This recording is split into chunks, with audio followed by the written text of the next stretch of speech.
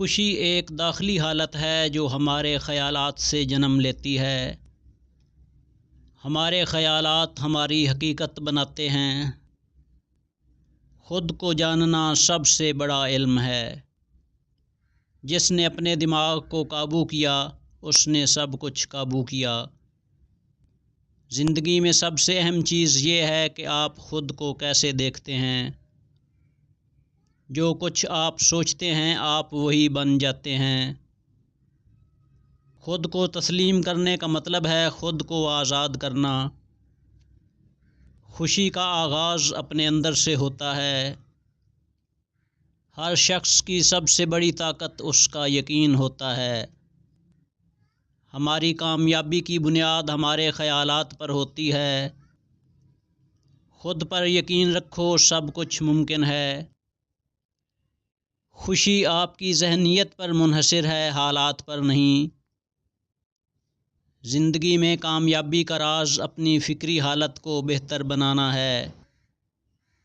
جتنا آپ خود سے محبت کریں گے اتنا ہی آپ کی زندگی خوشحال ہوگی۔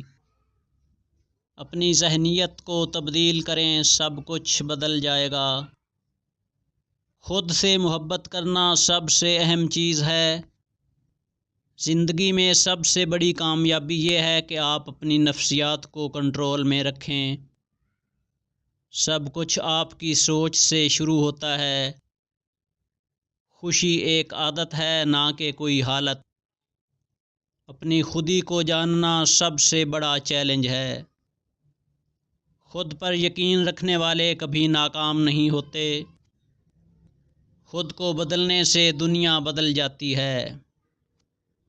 ہر تبدیلی آپ کے ذہن کی تبدیلی سے آتی ہے۔ آپ کی سب سے بڑی طاقت آپ کا دماغ ہے۔ خوشی کو تلاش کرنے کے لیے پہلے اپنے اندر دیکھیں۔ جتنا زیادہ آپ اپنے آپ کو جانیں گے اتنا ہی آپ کی زندگی بہتر ہوگی۔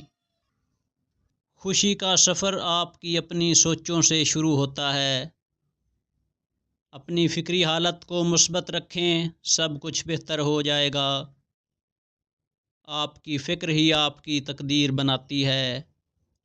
خوشی کے لیے پہلے اپنے اندر کا سکون تلاش کریں۔ جن لوگوں کی لکھائی خراب ہوتی ہے وہ بہت تخلیقی صلاحیتوں کے مالک ہوتے ہیں۔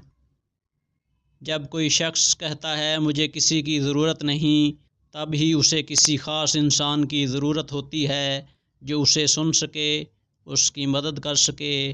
اور جب کوئی شخص کہتا ہے مجھے فرق نہیں پڑتا، تب ہی اسے فرق پڑتا ہے، کیونکہ ایسی باتیں انسان تب کرتا ہے جب دل و دماغ ایک نقطے پر متفق نہ ہوں۔ جو لوگ چلنے کے دوران اپنے کندھوں اور کمر کو جھکا لیتے ہیں تو انہیں چڑچڑے پن یا ناخوشگوار مزاج کا تجربہ ہوتا ہے۔ اس طرح چلنے کے عادی افراد ذہنی طور پر مثبت تجربات کی بجائے منفی چیزوں کو زیادہ یاد رکھتے ہیں، جو بتدریج ان کی ذہنی صحت کو نقصان پہنچانے کا باعث بنتا ہے اور الزائمر جیسے امراض کا خطرہ بڑھ جاتا ہے۔